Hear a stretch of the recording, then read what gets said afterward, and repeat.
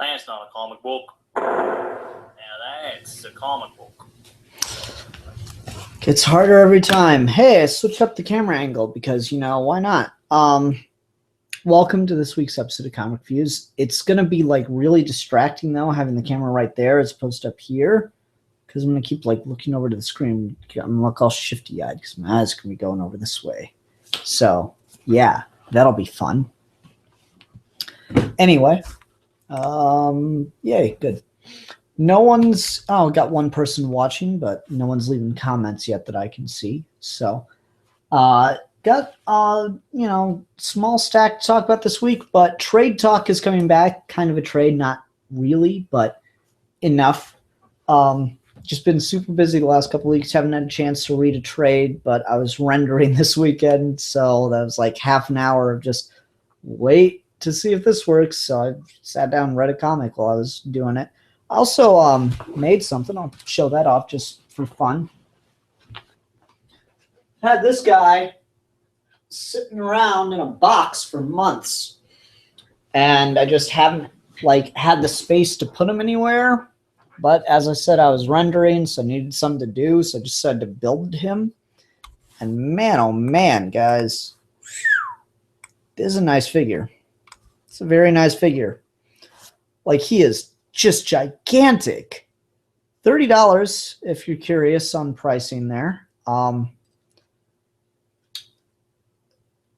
It's weird because Lego releases a lot of things like this, these figure Bionicle style figures of different characters. And I don't think it works for most characters because they look like robots. There's an Obi-Wan that's from this exact same line, and he looks like a robot Obi-Wan. But for Grievous, it's perfect because he is a robot. So yeah, all 4 lightsabers. Neat fig. Really cool. Now I don't have a place to put him. So he's going to be distracting if he's just right there the whole time. And move his arms so he's not super in the frame in a very distracting way. Okay. Hopefully that's enough for people to get here if they wanted to get here. As I said, not a ton of books to talk about. Not going to be able to do a Q&A tonight. Got to eat dinner after this. So let's go ahead and get into it. We'll start off with Torchwood number 4, right? 2.1? The hell? What does that even mean? Story arc 2.1? Oh my god. When you finish reading this issue, please email your thoughts and comments to doctorwhocomic@titanemail.com. Deal. So here are my thoughts and comments on Torchwood 2.1, because that's how we number things, apparently. We get this opening page that is a catch-up page, but you'll notice very quickly it's a 2-page spread. That should be enough of an indication for a problem already. Here's the plot synopsis of what's been going on. Good luck if you can keep up with that. Here's a character summation of Captain Jack, and here's character summations for every other character, major character that's involved right now, not counting the minor characters. There's also a summation about a dog. It's a lot of people to keep track of, and we've gotten 4 or 5 issues. And as I've said, I'm enjoying things about this.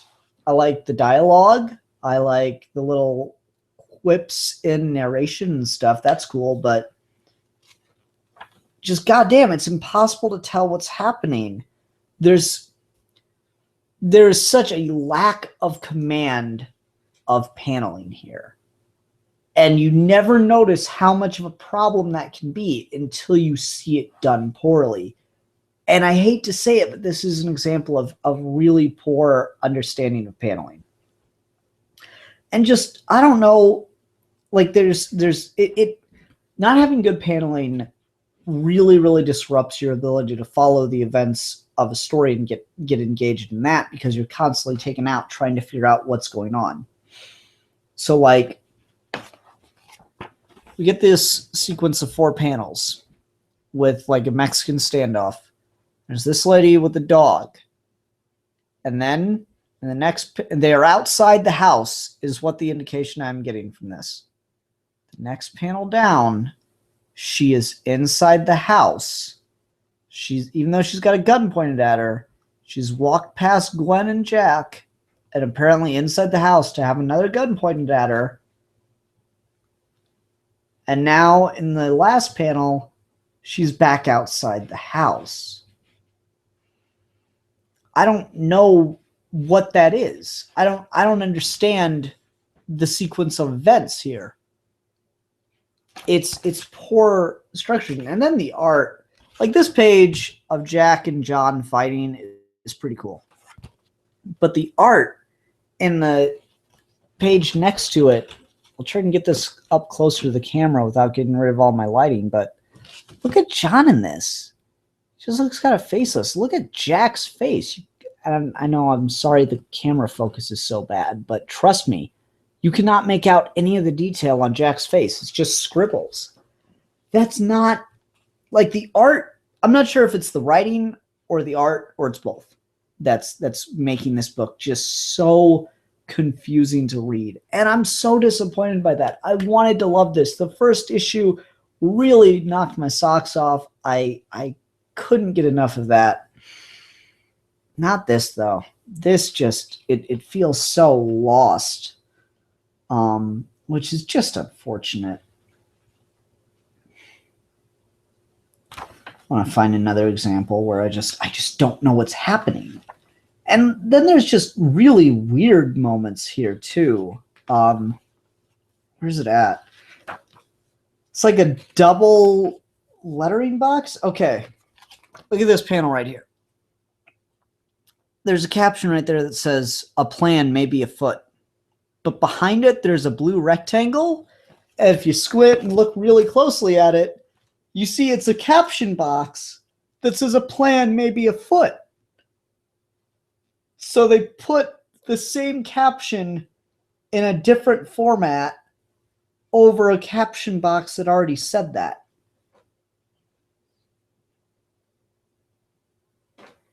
I don't know what they were thinking. It's just all over the place. Okay.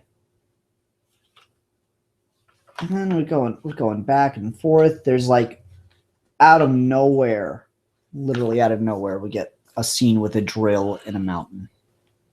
I don't know where this came from or what this means in this issue. It's just poorly done. I don't know whether or not to call this story bad, but I can tell you as a matter of fact, it is poorly told because it is not utilizing its medium properly.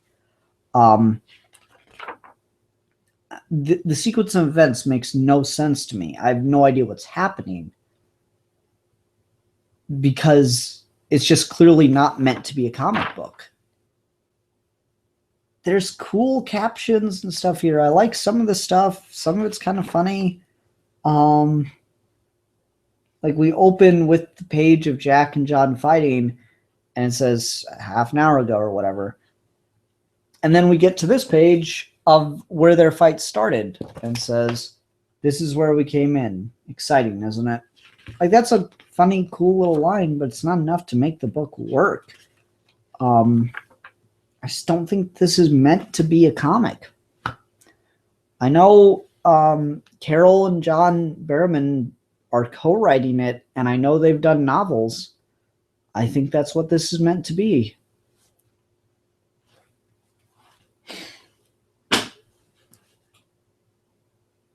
Sorry, Titan Comics, if you watch that, I don't know what to tell you. Get a hold of people who understand paneling or get a hold of an artist who understands how to translate a script that's not taking paneling into account and do it better. I don't know. Who's ever doing it does not have a clear understanding of communicating sequence of events, and it's just a detriment to the entire story. So there's my thoughts on that.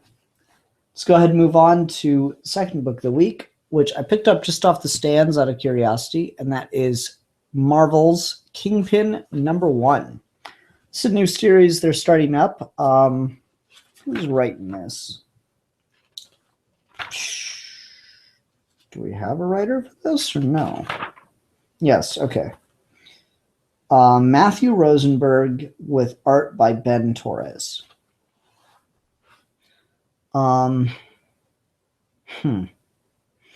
Okay, where do I start on this one?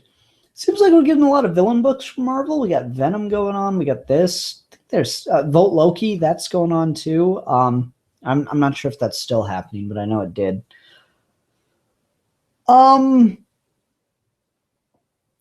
Guess you could maybe call Steve Rogers Captain America a villain book. So yeah, we've got a lot of villain books happening right now, which is weird because they're usually a rarity. And I didn't love this. I'm going to be pretty positive on it, but I do want to establish I didn't love it. My major complaint about it is I feel like this is a Lex Luthor book and not a Wilson Fisk book. But that is certainly a problem that can go away with time. There's a series of books that I read forever ago, back when I was in high school. And it was called How to Be Bad and I Love My... No, not How to Be Bad. God, what's it called? I got it up there. And I can't read it from here. One sec. Sorry. It's going to drive me crazy if I can't think of it. The Death You Deserve. There we go. The Death You Deserve and I Love My Smith & Wesson. And I don't expect anyone to know those books. Feel free to go check them out if you want. I can't tell you how well they hold up. Both by David Bowker. Were definitely my favorite books in high school.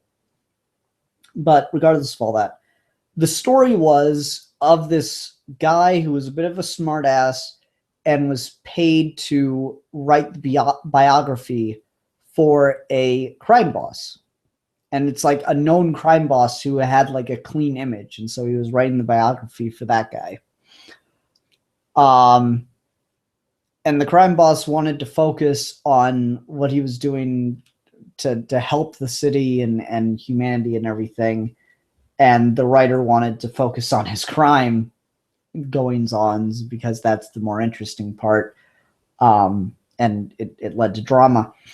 It's kind of what's going on here. Not quite, but it's a very similar premise where Wilson Fisk wants to hire a reporter to write his autobiography. And she's like, I'm not interested in writing a puff piece for you so that you can win your way back into people's hearts and minds. It would destroy my credibility. And he's like, no, I want you to show me warts and all. And again, that's a little more Wilson Fisk than it is Lex Luthor, but the whole premise feels very Lex Luthor to me. Though the ending is certainly both. These are very similar characters. So it takes a very certain level of finesse to do them well. The ending, I don't know how much I want to talk about it because I mean it's not the twist ending that the first issue of Venom was. Okay, so he shows her this man who wants to reform and wants to be honest, and wants to be, wants to atone for the crimes of his past. And so that's what starts to convince her to write the biography. And he walks her home. Context for that, but whatever. He's walking her home and a guy comes up and mugs them. And Wilson Fisk just hands over his wallet, hands over his watch, no big deal. And it's like, hey, I'm sure he needs a lot more than I do. And so this is like the moment that convinces her, we're led to believe, that he is a changed man. And so she's going to write the biography for him. So she goes out to a payphone, calls someone, and say that she's going to be writing it. But then she finds that there's a dead body of the guy that mugged them. He's died of an overdose, so it is entirely feasible, and I'm willing to bet that in the next issue, we're going to hear Wilson Fisk saying, I didn't have anything to do with it. He obviously took the money that he stole from me and went to go spend it on drugs, which is sad.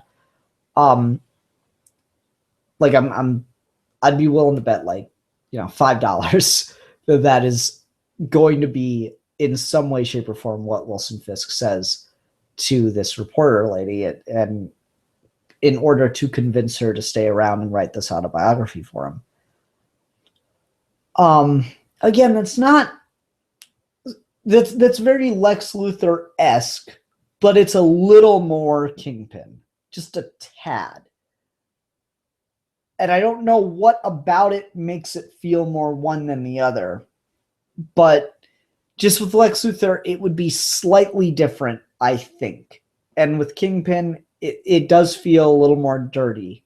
So, I mean, that maybe he didn't kill the guy. The guy did literally go and spend his money on drugs.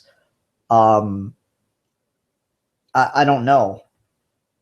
But something about the grittiness of that just makes it feel a little more Wilson Fisk, which is why I'm liking it. But again, the whole premise of the story of Wilson Fisk claiming to be reformed and wanting to, atone for his past, it's a very Lex Luthor-esque kind of thing to do. So I'm a little on the fence about this, but it is a solid first issue. Like, if you pretend that Lex Luthor doesn't exist, this is solid. This does read really well. There's a lot, I don't know, there's a lot going on here. There's some stuff, just random things here and there that I really like. The reporter lady is an alcoholic, and that seems to have lost her kids and cost her marriage. If that's the implication that I'm getting, or if my implication is correct. And so at this social gathering that Kingpin invites her to, he makes sure that she has sparkling apple juice so she doesn't feel tempted. And so there's an interesting idea in there about temptation, about, how to put this, about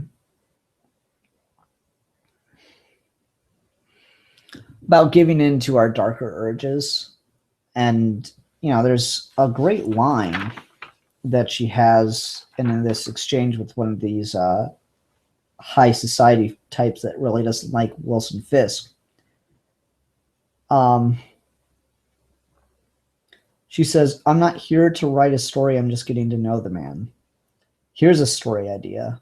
Find out why women like you always think there's something inherently interesting about a man with blood on his hands.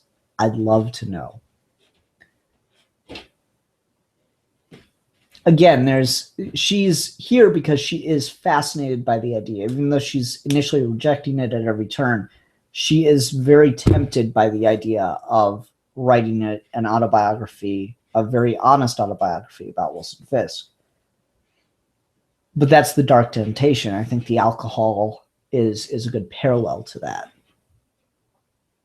I don't know. Solid, very solid first issue, and it's got me curious enough that I'm going to add it to my list and see where this goes. Let's talk about the art a little bit. Not a huge fan of the way Kingpin is drawn. Everyone else looks fine. There's something about Kingpin doesn't work for me. He's too square, I think. He's too blocky. And that's kind of throughout. He looks just a little too blockish, and that bothers me.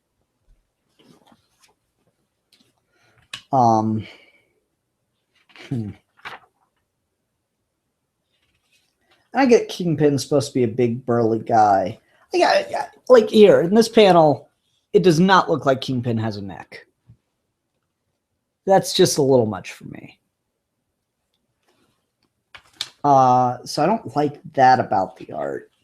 Everyone else looks fine. The artist does know how to do more elegance. They want KingPin to feel like a very imposing character in the scenes, and he looks that way. It just goes too far, in my opinion, and starts to look really odd. Like, I love this image of the reporter lady when she shows up to the gala. That looks really, really good. Again, just KingPin, I'm not a huge fan of the way he's being drawn right now. Matt Murdock makes a cameo here. He gets 2 pages to show up. And he's really rude to the reporter lady, which is probably one of the things pushing her over the edge to do this. I don't know. Interesting ideas here.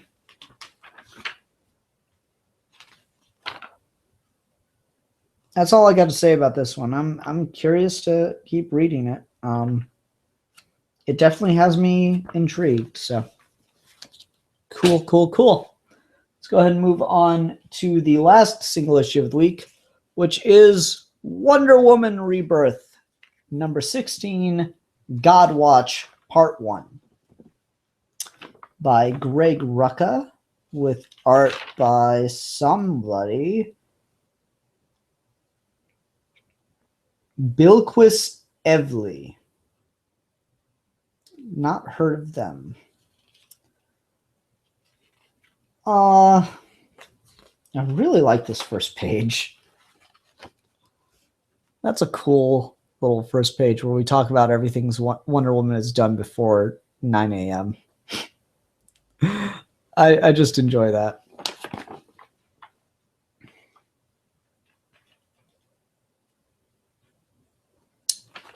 Oh, what else? So, yeah, we get the beginnings of this villain origin, and there's some stuff that goes on, and yada, yada, yada. I don't really want to go into the plot of the issue. Main thing that's continuing on here from the Ares story arc, since this is in the early days of Wonder Woman stuff. And this is 6 months after she's shown up, by the way.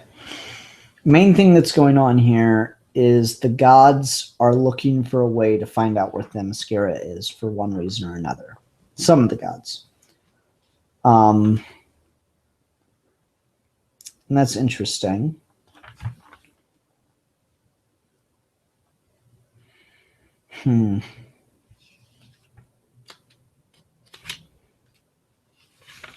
Chimera's...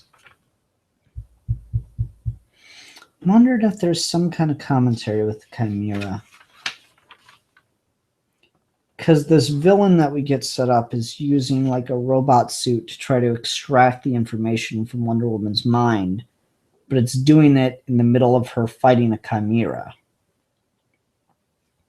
And of course, it does it right as she calms down the Chimera. And the Chimera is, for those that don't know, a lion and a goat with the snake's tail. It's like got the head of a lion, head of a goat, and got the tail of a snake. And so, metaphorically, the Chimera is often used to talk about things that are multifaceted, things with that are more than one. And the way this ends with the Chimera destroying the robot and the person controlling it remotely being kind of like fused somehow. They talk about the idea of being fused with it or losing perspective. I don't know. There's some interesting ideas here. This final panel of the person that was in the robot suit and this lady holding her because she's her friend and says, "You will all burn."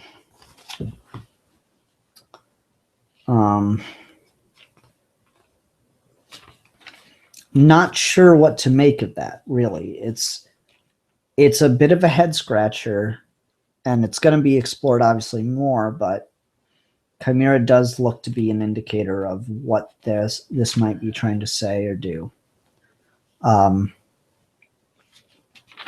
Because it could have been a dragon the way it's used, but it just happens to be a Chimera, so I think that was an intentional choice, and it's what's got me most curious right now.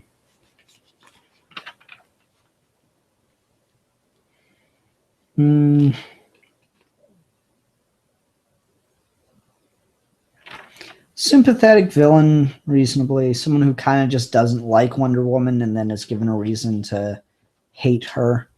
I like that. Yeah.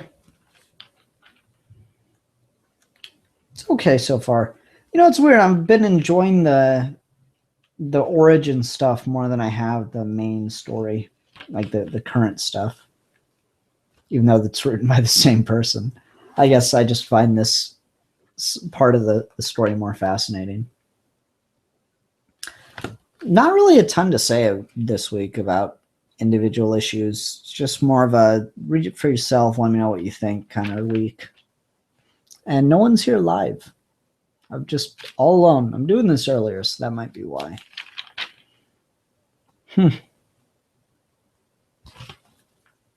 Just like I say, just okay. All right. Now on to trade talk as we talk about Green Lantern 1001 Emerald Knights. This is an Elseworlds story. DC used to do these all the time, and they were really cool. Now they don't do them so much, and I don't know why, because they're really cool. You need convincing that it's a cool idea. I mean, like, first of all, it's Green Lantern. There's the, Arabian lamp, genie-style lamp with the lantern symbol on it. That's pretty cool. The art is absolutely gorgeous. Let me show you the back. Because that's Kilowog as a green genie. Kind of instantly sold, right? I mean, you can't help but be. It's a really neat idea. So the art's done by Rebecca Guay, Guay. I had to look her up. She's more known. She's done a little bit with comics here and there, but she's more known in nerd communities for doing the art on like Magic the Gathering cards and such. And so here she's just doing the art for this, and the story's pretty good, but the art is like gorgeous, guys. It's really, really cool. I've been enjoying the hell out of this. It's just an odd Elseworld story that's so different from everything else that it's just fun. I've never read 1001 Arabian Nights, but I know like the premise behind it, which is a king is marrying a new woman and having her executed every night. He marries a new woman, every morning he has her executed.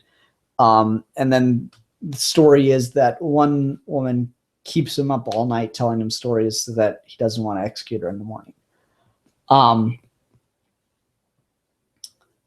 This takes a similar premise. We have a sultan or a prince named Jibin Raynor, who is unknowingly, like women are being taken, given to him at night, and killed the next morning.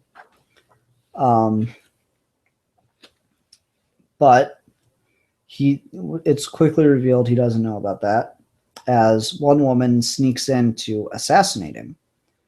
She sneaks in using the power of a magic ring that creates strange green objects. I really love, look at the detail in the magic carpet created from the ring. It's all these different shades of green. It's so cool. Anyway, this woman sneaks in and is about ready to kill him when she realizes he's completely unaware of what's going on in his name.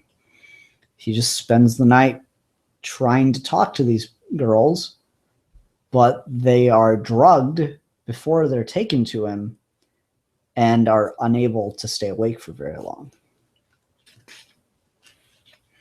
So she starts telling him the story of Al Jordan, who was a poor fisherman that helped a dying blue alien. So we just kind of cut, what's his name? Abed. God, completely lost it. Dying blue alien. It's just a guardian, basically.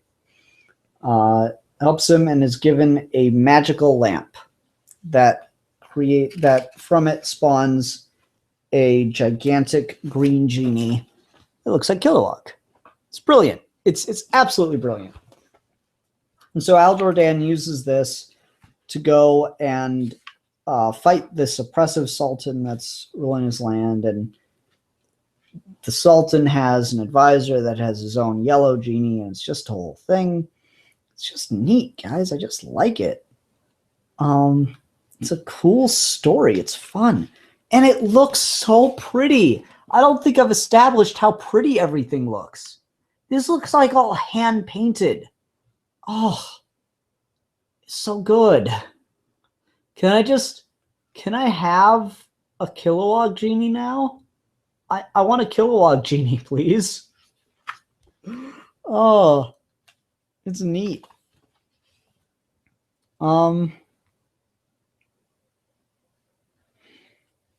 It's cool. It's just so cool. Anyway, so the premise of the story is we keep going back and forth between Raynor being told these stories about Al Jordan, and eventually Raynor learns morals from these stories and decides to try to take his kingdom back.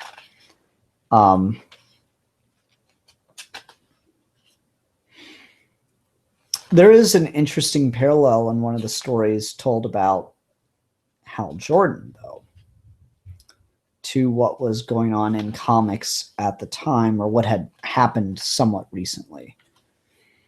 So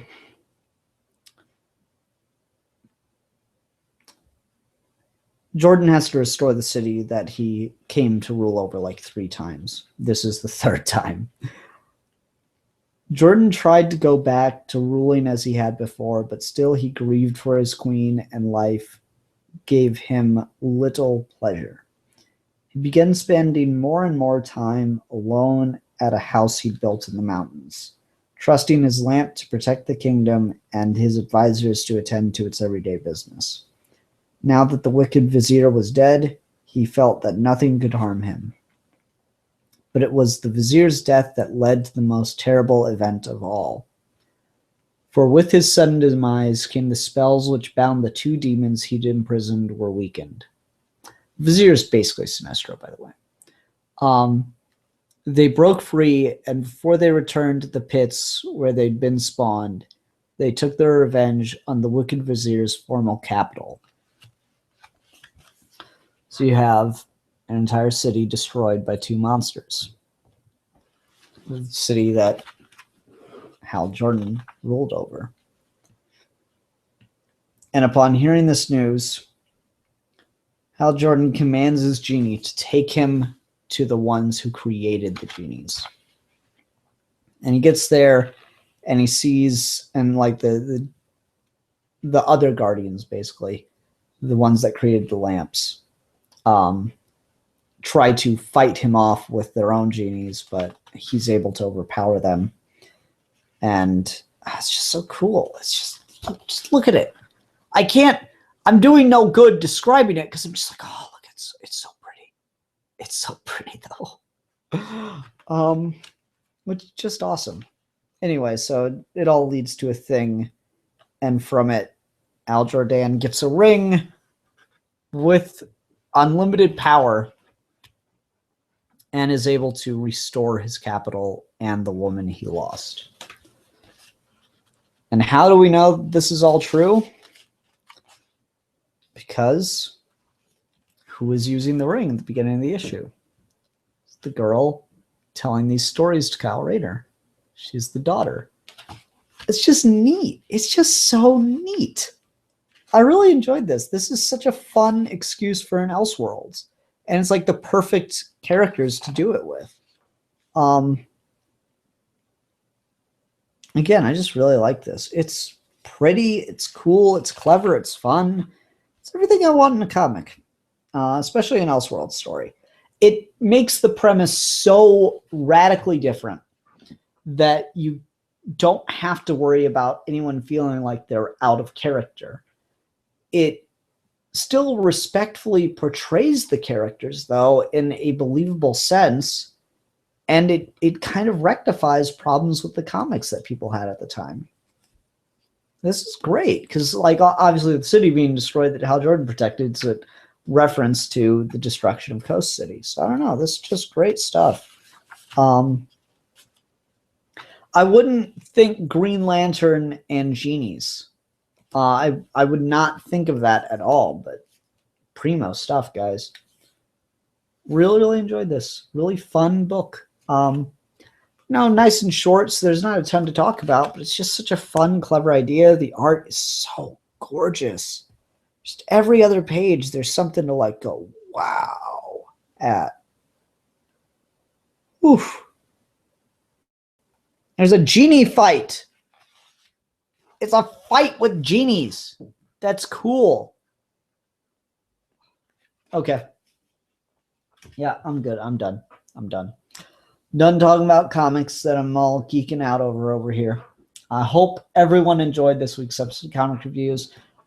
Sorry no one came live. I know I did this a bit early. I always try to announce just, like 5 to 10 minutes ahead of time when I'm going to be doing these live. So I announced that on Twitter, so follow me on Twitter and you'll get like a brief heads up. But it always just depends on when I get the chance to read my books, what I've got going on when I get home, yada yada. So sorry no one made it live. Oh well. Guys, have a great time. See you tomorrow for a fan film review, and see you on Sunday for the regular episode of Geeky Gentleman.